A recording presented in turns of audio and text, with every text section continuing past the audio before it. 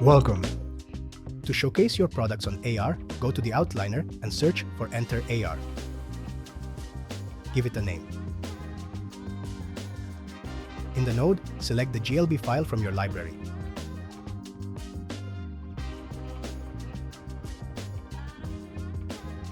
Then, select the USDZ below.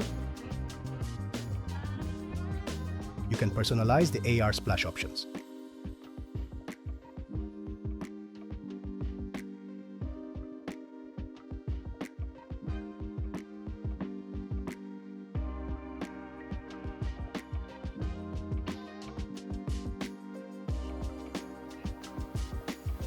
Here, we have a button prepared to connect the node. Click on the overlay to open the menu. If you do not know how to create overlays yet, please check out tutorials. Under the Select Action menu, select the corresponding animation node. Go back to the main scene and click on the AR button. That's it. Use your mobile to open the asset in AR and take photos to share.